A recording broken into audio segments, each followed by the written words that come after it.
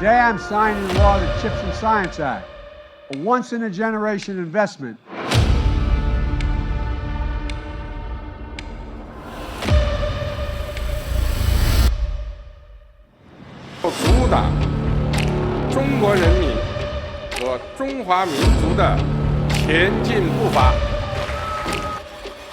Semiconductor manufacturing in American history. हम semiconductor sector से जुड़े। Chip war is intensifying. It's the US versus China. Today China fired a satellite. Bharat की semiconductor chips पर चलेंगे जो भारत में बने होंगे। It's chips. It's the new oil. Chips run your life. They power all your gadgets. And as the world becomes more digital, निर्णय लेके देश में सेमीकंडक्टर फैब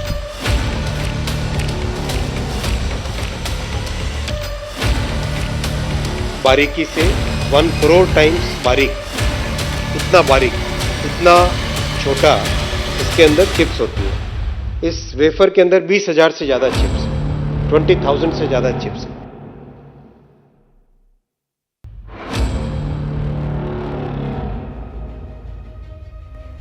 इन 20-30 सालों में टेक्नोलॉजी का जो इवोल्यूशन हुआ है इतनी तेज़ी से, कुछ साल पहले क्या था और आज क्या है, और आज जो दुनिया की सबसे बड़ी जो कंपनीज़ हैं ना, वो सभी इस डिजिटल रिवॉल्यूशन के कारण ही है। चाहे फिर वो एप्पल हो या फिर माइक्रोसॉफ्ट हो या फिर गूगल हो या फिर अमेज़ॉन, सब की सब। पर बात ये है कि इतना बड़ा डिजिटल रिवॉल्यूशन हो कैसे पाया? ये हो पाया एक सेमीकंडक्टर चिप्स की वजह से। ये चिप बनानी बहुत मुश्किल है। जो भी आप ये चिप देख रहे हो इसमें 114 बिलियन ट्रांजिस्टर्स है। 1 बिलियन में होते हैं 100 करोड़। 1960 में इतनी सी जगह में 4 ट्रांजिस्टर्स थे। आप दिन में जो भी चीज़ें यूज़ करते हो ना, उसमें कहीं ना कहीं सेमीकंडक्टर चिप्स तो हैं ही। एक बात याद रखना, जो आप डेली लाइफ में चीज़ें यूज़ करते हो उसमें तो है सेमीकंडक्टर चिप्स, लेकिन मिलिट्री, डिफेंस और हाई टेक वेपन्स, उन सब में माइक्रो चिप्स चाहिए, और ख़ासकर AI में भी। तो थोड़ी देर रुक जाओ और ये पूरा जो सेमीकंडक्टर का सिस्टम है आपको समझ में आ जाएगा, और क्यों सभी कंट्रीज है वो इसके पीछे पड़ी हुई है ये भी समझ में आ जाएगा आपको। Semiconductors are the new oil. AI is seen to US, Japan, South Korea. इस समय बड़े देशों के बीच एक चिप वॉर जारी है। They all hire TSMC to make them. कहा जा रहा है कि जिस देश ने चिप बनाने की दौड़ में बढ़त हासिल की, वो दुनिया की वैश्विक अर्थव्यवस्था को नियंत्रण में कर सकता है। भारत सेमीकंडक्टर इंडस्ट्री के लिए एक अच्छा एनर्जी कंडक्टर बनने के लिए हर चेकबॉक्स को टिक कर रहा है।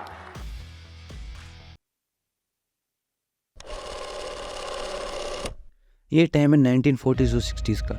इस टाइम जो कंप्यूटर थे वो इन्वेंट हुए थे, लेकिन जो कंप्यूटर थे वो इतने बड़े थे जो आप यहाँ इस फोटो में देख सकते हो, और इतने ज़्यादा वायर से उलझे हुए थे कि इनको यूज़ करना बहुत ज़्यादा मुश्किल था। और पर्सनल कंप्यूटर तो वो तो दूर की बात थी। तो इसी प्रॉब्लम को सॉल्व करने के लिए ट्रांजिस्टर्स का इन्वेंशन हुआ था। ट्रांजिस्टर्स क्या है वो मैं अभी आपको आगे बताऊंगा। उस टाइम ट्रांजिस्टर थे वो वैक्यूम ट्यूब से बने हुए होते थे, लेकिन ये वैक्यूम ट्यूब वाले जो ट्रांजिस्टर थे ये भी बहुत ज़्यादा जगह ले रहे थे। फिर 2 अमेरिकन साइंटिस्ट ने एक ज़बरदस्त डिस्कवरी करी। ये डिस्कवरी क्या थी? सेमीकंडक्टर। क्या किया कि ये पहले जो ट्रांजिस्टर्स बना रहे थे, इन्होंने इस पर सेमीकंडक्टर भी बनाना स्टार्ट किया इसको। सेमीकंडक्टर क्या होता है? ये इंसुलेटर और कंडक्टर के बीच में आता है। इंसुलेटर और कंडक्टर तो आपको पता ही है, जो इलेक्ट्रिसिटी को पास करता है वो कंडक्टर, जो नहीं करता वो इंसुलेटर। तो ये इनके बीच में आता है, इनके बीच में प्रॉपर्टीज़ दिखाते हैं। इन्होंने सेमीकंडक्टर सिलिकॉन का यूज़ किया। सिलिकॉन का एक और फ़ायदा है कि ये सेकेंड मोस्ट लार्जेस्ट एलिमेंट है अपने अर्थ क्रस्ट पे।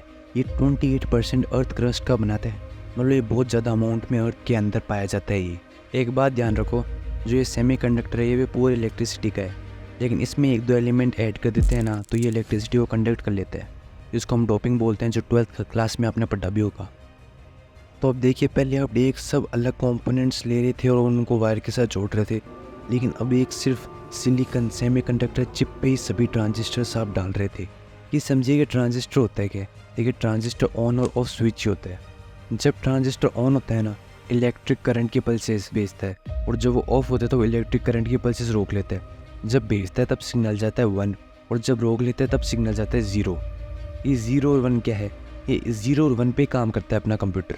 जो भी इंफॉर्मेशन जो प्रोसेस होती है और जो स्टोर होती है ना कंप्यूटर में, वो 0 और 1 पे होती है। अब मिलियंस ऑफ ट्रांजिस्टर अगर सेंड करेंगे सिग्नल, तो ये कितना ज़्यादा इम्पैक्ट करेगा। अब ये टेक्नोलॉजी आने के बाद में 1960 में 5 ट्रांजिस्टर थे चिप में, उसके अंदर 1965 में 100 ट्रांजिस्टर तक पहुंच गया था। तो इसी को देखते हुए गॉर्डन मोर जो इंटेल के फाउंडर थे, उन्होंने प्रेडिक्ट किया था कि हर 2 साल में जो नंबर ऑफ ट्रांजिस्टर्स है ना वो डबल हो जाएंगे, और उतनी स्पेस में एडवांस मटेरियल और टेक्नोलॉजी की वजह से। और ये काफ़ी हद तक सही भी निकला आज तक। इसको कहते थे मोर्स लॉ। अब ये देखिए 1950 में जो CPU पूरे रूम की साइज़ जितना था, अब वो सिर्फ एक चिप में आ रहा था। तो अब एक चिप पे जितने ट्रांजिस्टर छोटे होते जा रहे थे, टेक्नोलॉजी उतनी पावरफुल होती जा रही थी, और इतने इनोवेटिव गैजेट्स आ रहे थे, और इतनी नई कंपनीज खुल रही थी। और जहाँ पे ये हो रहा था उसको आज आप सिलिकॉन वैली बोलते हो, और इसके बारे में आपकी पूरी ज़िंदगी बदल गई।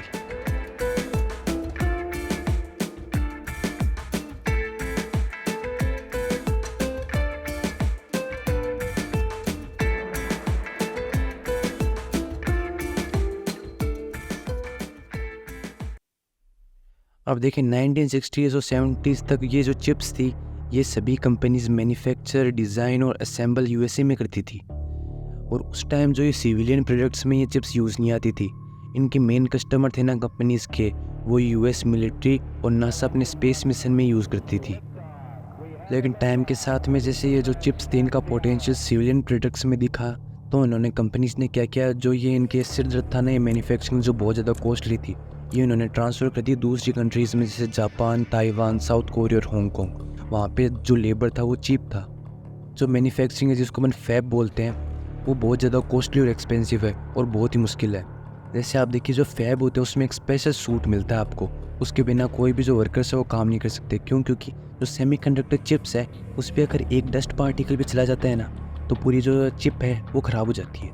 जो ट्रांजिस्टर है वो इतनी स्मॉल है, अपने एक हेयर है ना उससे भी कई गुना स्मॉल। और उसके बारे में 1970s और 80s में जापान की तोशिबा और कोरिया की सैमसंग कंपनी, ये खुद मैन्युफैक्चर और डिज़ाइन करने लग गए थे अपनी खुद की चिप्स।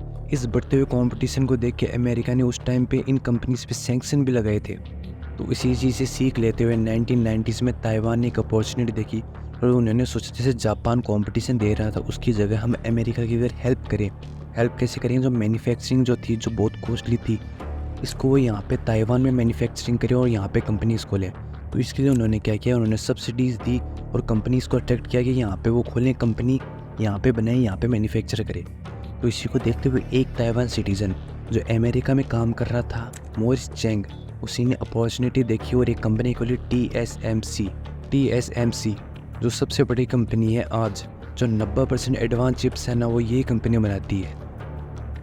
अब इस ग्राफ को देखिए, कितने ट्रांजिस्टर बढ़े हैं ईयर बाय ईयर एक चिप पे। 2010 तक ये हो गया था 1 बिलियन, और आज जो 18 मार्च 2024 को एनवीडिया ने अपना रिलीज़ किया है ब्लैकवेल GPU, उसमें है 208 बिलियन ट्रांजिस्टर्स। तो अब ज़्यादा ट्रांजिस्टर्स होने से होगा क्या? जितने ज़्यादा ट्रांजिस्टर, जितनी छोटी चिप, उतना ही स्ट्रॉन्ग AI, उतना ही स्ट्रॉन्ग कंप्यूटिंग पावर, उतनी स्ट्रॉन्ग हाईटेक मिलिट्री वेपन, उतने ही स्ट्रॉन्ग सैटेलाइट, उतनी ही स्ट्रॉन्ग रॉकेट्स, उतनी ही एडवांस आपकी डेली लाइफ, और उतनी ही एडवांस किसी कंट्री की इकोनॉमी, और उतनी ही एडवांस फ्यूचर टेक्नोलॉजी। और ये इतनी छोटी और एडवांस चिप्स 90% एक ही कंपनी बनाती है, ताइवान की कंपनी TSMC, जिसको चाइना अपनी टेरिटरी मानता है। ताइवान को चाइना अपनी कंट्री का पार्ट मानता है और हमेशा इन्वेजन की धमकी भी देता है। चाइना है वो अपनी कंट्री में ना तेल से भी ज़्यादा चिप्स को इंपोर्ट करवाता है। चाइना को ये पता है कि मिलिट्री टेक्नोलॉजी, AI और फ्यूचर टेक्नोलॉजी के लिए सेमीकंडक्टर चिप्स की बहुत ज़्यादा ज़रूरत है, लेकिन वो अभी डिपेंडेंट है पूरा TSMC और अमेरिकन कंपनीज़ पे। तो इसी को हटाने के लिए चाइना ये जो सेमीकंडक्टर टेक्नोलॉजी ये सीखने की कोशिश कर रहा है और खुद की यहाँ पे मैन्युफैक्चर करने की भी कोशिश कर रहा है। पहले यहाँ पे पूरी सेमीकंडक्टर की सप्लाई चेन समझिए कि कोई भी कंट्री सभी चीज़ें नहीं बनाती जो ये चिप में आती है यूज़। जैसे इक्विपमेंट और सॉफ्टवेयर चाहिए ना, वो US कंपनी बनाती है। जो इसमें वेफर्स चाहिए, वेफर्स मतलब जो सिलिकॉन प्लेट होती है जिस पे ये होता है, बनता है, और जो केमिकल्स वो जापान बनाती है। और जो मशीन्स यूज़ होती है इसमें बनाने में, जो बहुत ही ज़्यादा क्रिटिकल है, जो दुनिया में सिर्फ एक ही कंपनी बनाती है, नीदरलैंड्स की ASML। और उसके बाद में जो ये सब चीज़ें हैं ये मैन्युफैक्चर होती है ताइवान और साउथ कोरिया जैसे कंट्रीज़ में। और इन सब का सबसे बड़ा कस्टमर है चिप्स का चाइना।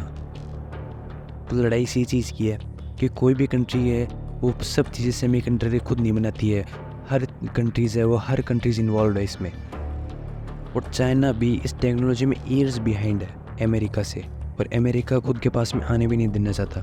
इसीलिए अमेरिका ने अभी एक चिप एक्ट भी लाया 2022 में। इसमें अमेरिका ने रेस्ट्रिक्ट किया है सभी कंपनीज़, यूएस कंपनीज़ को, कि वो एडवांस चिप्स चाइना को कोई भी प्रोवाइड नहीं करा सकते, कोई भी जो एडवांस चिप्स है। और इस एक्ट में $280 बिलियन की फंडिंग भी दी है अमेरिकन गवर्नमेंट ने इसी सेमीकंडक्टर इंडस्ट्री में रिसर्च और मैन्युफैक्चरिंग यूएसए में करने के लिए। और दुनिया की हर कंट्री ने इसी अपॉर्चुनिटी को देखते सभी सब्सिडीज़ दे रही है चिप सेक्टर की कंपनीज़ को। जैसे यूएसए ने $38 बिलियन की सब्सिडीज़ दी है, यूके ने 1.3 बिलियन की, फ्रांस ने 3.1, इंडिया ने $10 बिलियन की सब्सिडी दी है, जापान ने $25 बिलियन की, साउथ कोरिया ने $55 बिलियन की।